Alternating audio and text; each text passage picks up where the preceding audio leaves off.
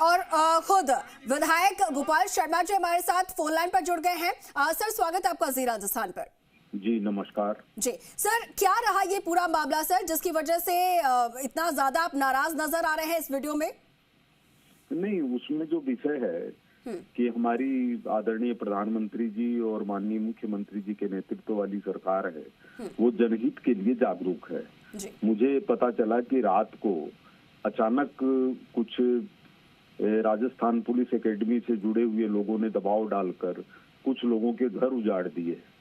तो ये भारतीय जनता पार्टी की संस्कृति नहीं है और कोई विधिक प्रक्रिया नहीं अपनाई गई। तो अगर हम मनुष्यता का ही ध्यान नहीं रखेंगे, मानवता का ध्यान नहीं रखेंगे, तो फिर हम अपनी जिम्मेदारी को कैसे पूरा कर पाएंगे। इसलिए मैंने जाकर के वहां पर उनकी कार्रवाई भी रुकवाई और उनसे आग्रह किया कि कोर्ट के आदेश के अनुरूप काम करिए। जी सर, क्या उनके पास कोर्ट के आदेश नहीं थे? क्या कहना था पुलिस अधिकारियों का? नहीं, पुलिस अधिकारियों का विषय ही नहीं है। राजस्थान पुलिस एकेडमी को कुछ जमीनें आवंटित हुई है और उन जमीनों पर राजस्थान पुलिस एकेडमी का पक्ष है कि वो उनकी है। दूसरी तरफ कोर्ट का ये आदेश था कि विधिक प्रक्रिया अपना के ही कब्जा किया जाए। तो इसके बारे में कई दिनों से लगातार बात चल रही थी। अचानक जाकर के इस तरह की कार्रवाई करना कि किसी रात को सोए हुए लोगों को और उजाड़ना, ये भारतीय जनता पार्टी के विचारों के अनुकूल नहीं है। तो मुझे उस भावना का प्रकटीकरण करना था और जाकर के पुलिस वालों को भी समझाया, उन लोगों को भी समझाया और उन लोगों में तालमेल बैठाया गया है। जी बिल्कुल ठीक है सर, आप बने रहिएगा हमारे साथ। हमारे वरिष्ठ सहयोगी विष्णु शर्मा जी भी हमारे साथ फोन लाइन पर जुड़ गए हैं। विष्णु, आप भी अगर इस पूरे मामले को लेकर सर से कुछ जानना चाहें। बिल्कुल, ये मामला काफी पुराना है। आरपीए उस जमीन पर अपना दावा कर रहा था, जबकि स्थानीय लोगों का अपना कहना था वो मकान बने हुए थे। बताया जा रहा है कि देर रात अचानक मकानों को तोड़फोड़ की। तो विधायक साहब भी हमारे साथ फोन लाइन पर जुड़े हुए हैं, आप उनसे भी कुछ बातचीत करना चाहें? बात कर लेता हूँ गोपाल जी से कि ये बताएं कि ये जो अचानक हुआ, पुलिस एक प्रोटोकॉल होता है एक विधायक का, पुलिस अधिकारी आपको जब टच करता है तो आपको गुस्सा आता है। आप कहते हैं कि डीजी भी टच नहीं करता। किस तरह के प्रोटोकॉल में क्या पुलिस अधिकारी पालन नहीं कर रहे थे? नहीं, उसमें क्या था कि हमारे आदरणीय गृह राज्य मंत्री जी ने डीजीपी को पहले से लिखा हुआ था कि इस मामले में कोई भी कार्रवाई जांच के बाद ही होनी चाहिए। फिर अचानक इस तरह की क्या स्थिति आ गई कि जब हमारे वरिष्ठ जो हमारे मंत्री हैं, गृह राज्य मंत्री हैं, उनकी बात को इग्नोर करके अचानक इस तरह की कार्रवाई हो गई। नहीं, मेरा सवाल ये था, देखिए जनता के साथ हैं। बिल्कुल, मेरा सवाल ये था, पहले से एक आदेश भी जारी हो रखा है सरकार से कि जो जनप्रतिनिधि है उनको पूरा प्रोटोकॉल दिया जाएगा, कोई भी अधिकारी उनके साथ मिसबिहेव नहीं करेगा, दुर्व्यवहार नहीं करेगा। पर जब इस वीडियो में साफ दिखाई दे रहा है कि जो अधिकारी मिस्टर कैलाश वो आपको टच करते हैं तो आपको गुस्सा आता है कि कैलाश जी टच नहीं करिए, मैंने आपको टच किया है क्या? और डीजीपी को भी अधिकार नहीं है। मैं यही जानना चाह रहा हूँ, तो क्या पुलिस दुर्व्यवहार करती है जनप्रतिनिधियों के साथ, जैसा आपके साथ यहाँ पर किया गया जो वीडियो में दिखाई दे रहा है? नहीं, देखिए, मैं इसको प्रोटोकॉल वगैरह के दायरे के अंदर नहीं लेता।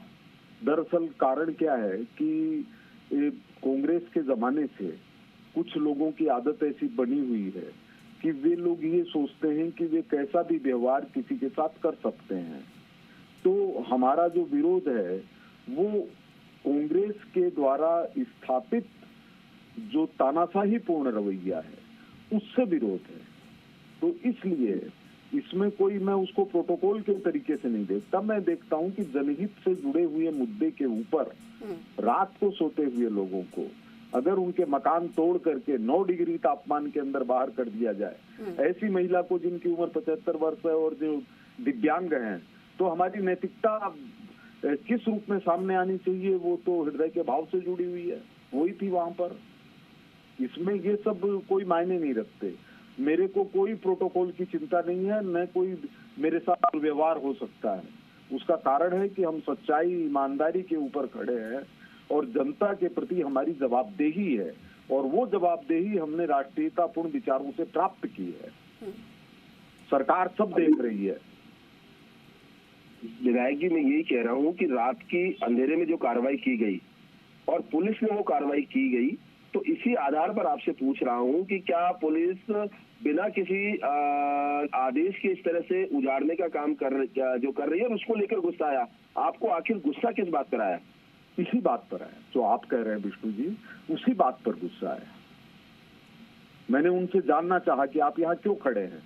उन्होंने कहा कि हमको आरपीए के अंदर खड़े रहने के लिए कहा गया है। मैंने कहा क्या इस खसरा नंबर पर खड़े रहने के लिए आपको कहा गया है? ये लंबी लंबी लाठियां लेकर के आपको यहाँ पर खड़े होने के लिए कहा गया है? आप जनता के ऊपर क्या आप इस तरह से हाथ उठा सकते हैं? तो इसमें विषय ये है महत्वपूर्ण कि जो जनता अपना शासक चुनती है, अपना लोकतंत्र के अंदर जनप्रतिनिधि चुनती है, उस जनता की जगह जहां होनी चाहिए वही हमारी सरकार का उद्देश्य है। बिल्कुल बिल्कुल गोपाल जी, तो कुल मिलाकर जो पुलिस जनता की सेवा के लिए, उनकी सुरक्षा के लिए है, वो उन्हीं को आधी रात को परेशान करती हुई नजर आ रही है और इसी वजह से आपको गुस्सा भी आ गया। आपका बहुत शुक्रिया सर, आपने अपना कीमती वक्त दिया, हमसे बातचीत की, बहुत धन्यवाद सर। विष्णु, आप भी हमारे साथ जुड़े, बहुत शुक्रिया आपका तमाम जानकारी के लिए। तो ये पूरा मामला और इसी को लेकर जो विधायक हैं वो काफी ज्यादा गुस्सा हो गए थे। एक बार आपको फिर से ऑडियो सुनवा देते हैं। मेरे टच नहीं करोगे, टच नहीं करोगे, हमारे डीजीपी की हिम्मत नहीं है, आप हाथ कैसे लगा रहे हो? मैंने आपको टच नहीं किया, मैंने टच किया, मैंने आपको टच किया, बिल्कुल नहीं चलेगी। आप कैसे छू रहे मेरे को? यार किसी गरीब के साथ अन्याय करते हुए